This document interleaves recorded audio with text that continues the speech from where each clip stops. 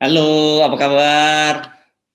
Saya Hersman Arif bersama Bung Rocky Gerung dari Rocky Gerung Official. Sangat senang sekali masih terus bisa menjumpai Anda dan selamat menikmati perpanjangan PPKM. Karena pemerintah baru saja kemarin mengumumkan bahwa PPKM darurat level 3 di Jawa, ini Jakarta dan Jawa, Bali belum, ini mungkin seminggu lagi akan dievaluasi, itu dilanjutkan sampai tanggal 13 September, Bung Rocky. Nah, jadi seminggu dan kelebihannya sekarang kalau dulu boleh dine in, makan di tempat di restoran itu 30 menit, sekarang jadi 60 menit gitu. Ini namanya PPKM ketengan itu, dicicil aja.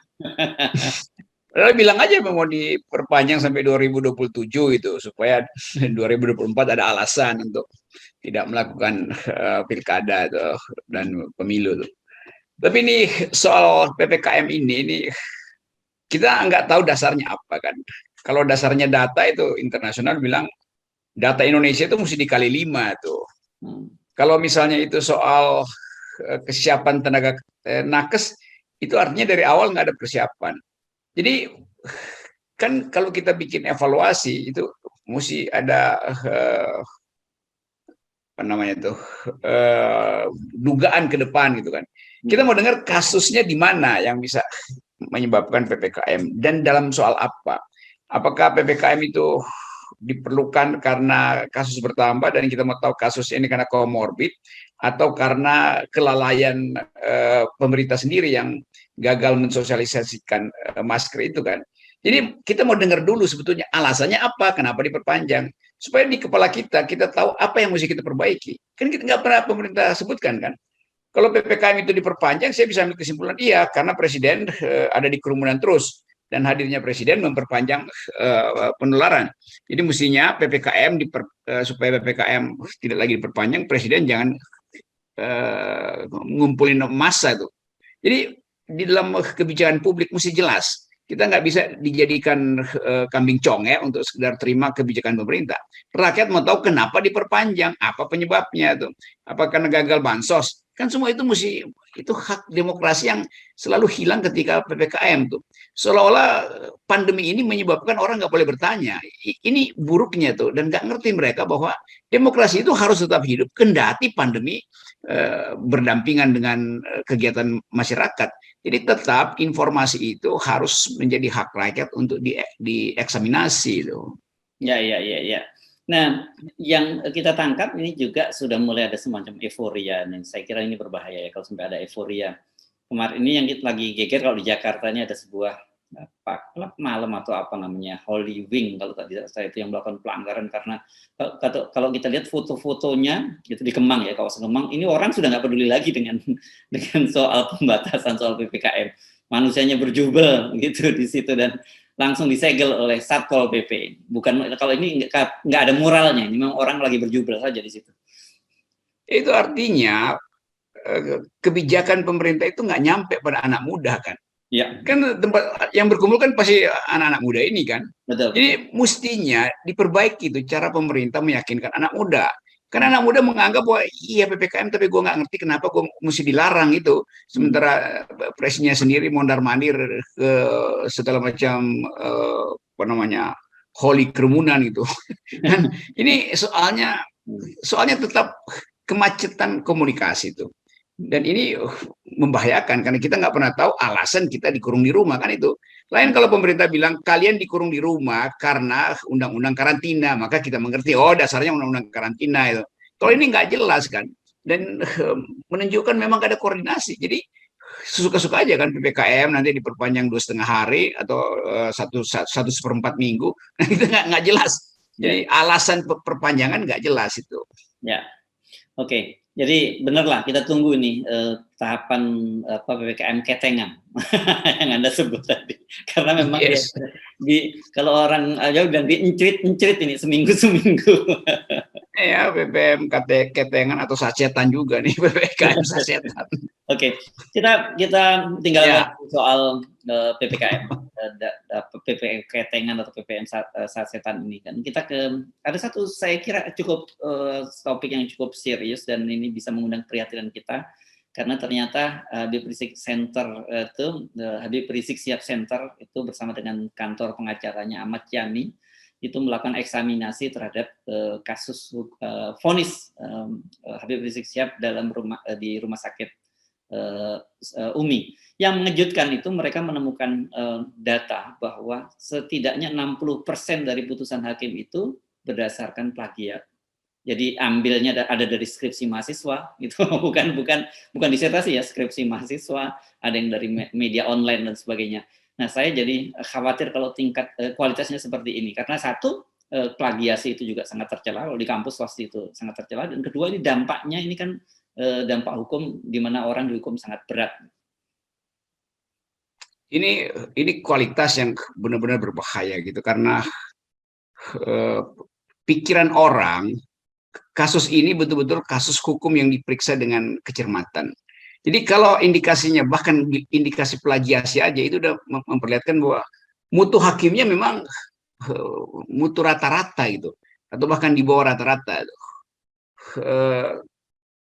Kasus-kasus begini juga banyak sebetulnya yang nanti juga akhirnya nggak ada semacam debat di dalam pengadilan atau di kalangan majelis hakim untuk memutuskan. Dia copy paste saja dasar pertimbangan atau manifesto dari seorang tokoh dan nggak bisa disebutkan referensinya tuh. Jadi mestinya si mahasiswa ini aja yang bikin skripsi yang jadi saksi ahli kan. Jadi lebih gampang sehingga dia bisa kutip aja tuh menurut kesaksian skripsi ini yang telah diuji dan dapat A plus misalnya. Lama-lama nanti itu skripsi bajakan juga jadi dasar pengambilan keputusan itu kan. Atau disertasi abal-abal dijadikan dasar. Atau bahkan 2 kali plagiasi nih. Hakim keputusannya mengutip, meniru, jadi memplagiasi skripsi, padahal skripsinya sendiri juga hasil plagiasi. Jadi bisa berkali-kali. Jadi itu yang disebut itu ada buku di sampingnya Hersi itu Andy Rooney itu saya dulu suka nonton film di CBS kalau nggak salah itu. Dia pernah bilang begini, anjing yang afraid itu lebih berguna daripada orang yang average itu. Jadi kita bayangkan misalnya bahwa ini hakim juga nih average saja nih di bawah standar semua nih karena memplagiasi itu. Jadi sekali lagi hidup kita ini diatur oleh orang-orang yang ya secara otak kurang karena itu dia harus plagiasi karena dia disuruh untuk memutuskan. Dia sendiri nggak punya dasar hukum untuk memutuskan. Jadi dia plagiasi aja kan. Sebetulnya hakim kan diperintahkan oleh undang-undang putuskan berdasarkan hati nurani. Nah hati nurani itu nggak boleh hasil plagiasi kan. Ini gilanya nih negara. Dan padahal kan mereka ini semacam apa ya disebut hakim ini kan karena dia semacam mewakili Tuhan lah, wakil Tuhan di dunia ya dengan mengadili. Ini kan setidaknya seperti itu. Tapi kalau kualitas para hakimnya seperti ini kan kita bisa membayangkan betapa rusaknya sistem hukum kita.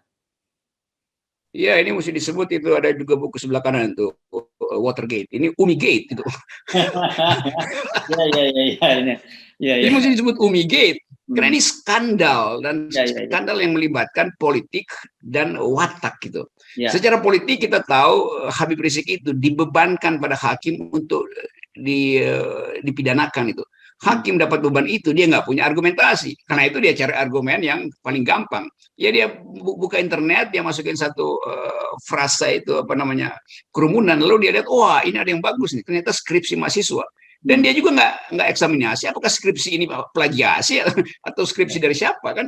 Jadi satu paket cara berpikir yang dungu ini udah menyebar sampai ke segala ranah akhirnya kan. Jadi istana memang mendiseminasi kedunguan itu sampai hakim itu kemudian jadi banal. Itu yang disebut banality of evil itu. Berbuat kesalahan pun dia nggak ngerti bahwa itu kesalahan itu. Ya memang kita ngutip buku aja nih. Ya, kita bukan meremehkan skripsi seorang mahasiswa ya. Kadang-kadang juga mahasiswa yang punya skripsinya luar biasa. Oh, ada yang jago. Ada yang jago. Tapi yang menjadi masalah itu ketika hakim tidak menyebutkan sumber rujukannya. Itu kan yang jadi masalah, itu kejujuran dari sisi ilmiah kan yang jadi persoalan. Betul, padahal sebetulnya kita tahu di dalam hukum yang sedang berkembang itu apa namanya biasa disebut apa namanya ius constituendum. Ya. Jadi hukum yang akan datang, the future law, dia memang mesti diasuh dengan teori-teori baru tuh. Nah, si mahasiswa mungkin menemukan teori baru dalam upaya untuk menghasilkan putusan hakim yang berbasis pada keadilan. Maka dia lakukan riset itu tuh. Dan si mahasiswa ini berhak untuk dapat pujian kalau dia dikutip oleh pengadilan. Karena itu akan jadi modal dia untuk kerja, untuk melanjutkan studi bahwa risetnya itu dipakai oleh pengadilan tuh. Supaya fair, jangan nyuri nih. Ini hakim mungkin si hakim habis menghukum seorang pencuri, sekarang dia mencuri. Dia mencuri hak intelektual orang pula kan. Ini ajaibnya di situ, dan ajaib yang dungu sebetulnya. Ya. Nah, jadi karena tadi Anda menyinggung buku ini, saya kira penting kita ingatkan, karena beberapa hari yang lalu ada sebuah akun yang mengatasnamakan Anda lagi gitu, dan kemudian dia memberikan rekomendasi buku-buku yang harus dibaca, dan katanya itu mas nama Rocky Gerung, meskipun kemudian dia sudah minta maaf ya.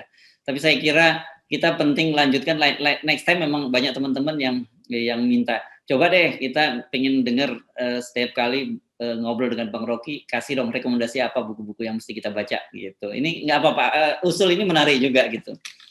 Ya, mulai dengan membaca tadi itu Andy Rooney itu sama Watergate gitu. Ya. Kalau ini lebih pada skandal yang Watergate lebih pada skandal politik ya, saya kira yang dan itu sudah sangat legend di dunia internasional, semua orang tahu soal itu gitu. Dan sebenarnya skandal-skandal semacam itu di dalam negeri kita juga banyak sekali kan. Sedang ini karena nanti juga akan ada film yang sama tuh, All the President Man itu kan yang melakukan pelanggaran hukum itu All the President Man, koruptor juga All the President Man, karena semuanya adalah tokoh-tokoh penting di dalam partai politik yang mendukung presiden. Jadi mesti dianggap bahwa kekacauan ini adalah akibat dari orang-orangnya presiden itu Pak, film Watergate. Penting untuk ditonton lagi gitu ya, untuk melihat apa yang terjadi di Indonesia. Nah, situasi di Indonesia ini memang dalam beberapa hari ini sebenarnya kalau buat publik itu penting nggak penting lah berkaitan dengan isu reshuffle itu, karena kelihatannya dengan masuknya PAN ke dalam kabinet itu kan sebuah keniscayaan akan ada reshuffle. Bagaimanapun juga PAN pasti disediakan kursinya, dan kelihatannya para relawan dari Presiden Jokowi ini sudah lebih mendahului, sudah mulai membuat spekulasi tentang siapa-siapa menteri yang akan direshuffle. Saya kira ini bukan bocoran, lebih pada keinginan gitu. Misalnya mereka menginginkan Pratikno untuk direshuffle, kemudian Lutfi, Menteri Perdagangan. Kalau Menteri Lutfi memang ada beberapa kali kasus gitu. Kalau Pratikno ini kan memang orang yang di belakang layar terus gitu. Jadi kita nggak tahu apa sebenarnya yang terjadi. Itu gimana menggusur Pratikno? Pratikno itu adalah pilarnya Jokowi kan, ini juga analisis atau ya mungkin keinginan karena pernah berselisih dengan Pak Pratikno. Bagaimanapun Pak Pratikno itu orang yang betul-betul tahu bisikan semua orang, dinding istana pun dia pasangin kuping segala macam. Jadi mungkin Pratikno jengkel karena ini buzzer-buzzer yang menamakan pendukung Jokowi ini proposal terus yang datang ke meja Pratikno, maka ditolak-tolak aja kan, lalu mereka minta Pratikno yang diganti itu. Kira-kira begitu sebetulnya. Ini kan kita tahu anak-anak muda di sekitar Jokowi kan banyak yang plagiat juga tuh, nggak punya ide tapi berupaya untuk dapat amplop tebal, lalu isunya dia plagiasi itu. Nah, Pratikno tentu tahu ya ini mah nyari duit doang tuh, maka dia tolak proposal itu. Nah, sekarang Pratikno diminta di reshuffle karena pernah menolak proposal para buzzer Jokowi ini. Agak gini, perannya meskipun berbeda, orang seperti Pratikno ini kan perannya kalau di masa lalu itu seperti Sudi Silalahi dengan Pak SBY lah, kira-kira gitu ya, Bung Rocky. Ini yang gambarnya hampir sama seperti itu kan ya. Jadi agak sulit. Ya saya mengerti itu psikologi seknek itu dari dulu begitu. Jadi semua proposal pasti lewat Pratikno tuh, dan itu berarti Pratikno suka sisih-sisihkan kan. Ini nggak penting, ini udah ketahuan. Kan begitu juga tuh, dan itu hal yang biasa. Tentu Pak SBY juga tahu bagaimana banyak orang yang ingin minta bertemu tapi dengan macam-macam interest, maka Pak Sudi Silalahi mesti sensor dulu tuh. Ya. Demikian juga dulu Pak Sudarmono, Pak Murjono lakukan hal yang sama.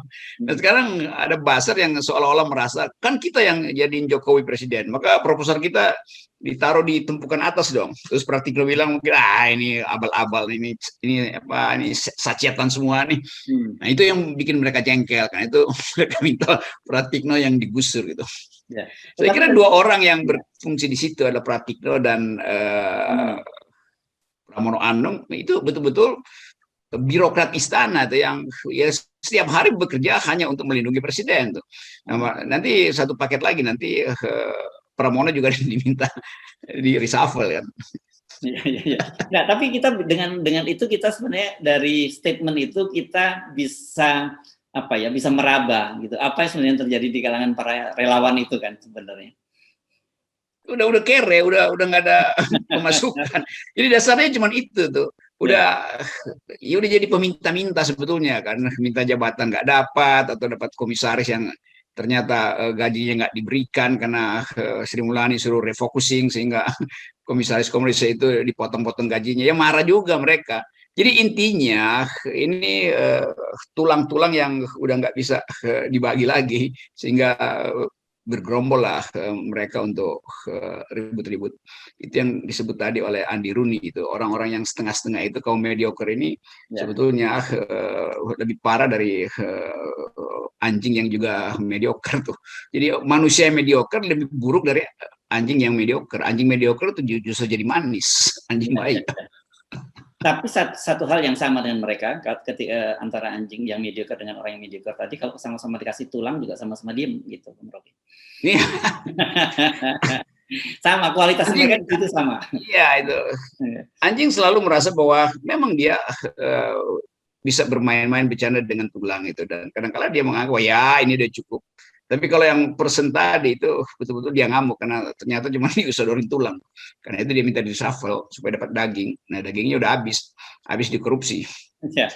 Oke, baik, terima kasih Bung Rocky Gerung. Walau kita perlu mengingatkan pada para viewer kita, meski kendati pemerintah sudah mulai menurunkan levelnya, level 3, dan kemudian memberikan kelonggaran-kelonggaran di tempat-tempat umum, saya kira kembali bahwa yang bisa menyelamatkan kita itu diri kita sendiri. Jadi jangan lengah, jangan waspada gitu. Punya terapkan sendiri protokol sendiri, terapkan sendiri level sendiri, karena ini penting buat kita karena berbagai kebijakan pemerintah selama ini kan nggak pernah kita bisa pegang.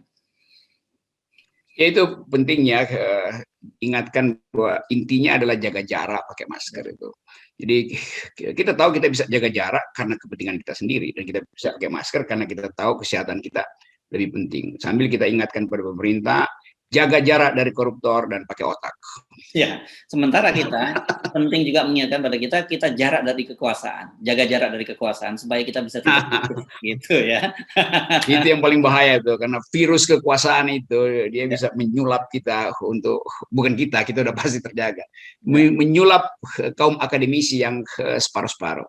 Terutama juga mereka yang berupaya untuk tetap teguh pada pendirian, kadangkala tergoda untuk jatuh dalam bujukan kekuasaan karena semata-mata soal uang. Itu bahayanya akademisi yang berharap terlalu banyak pada soal material. Yes, oke, terima kasih.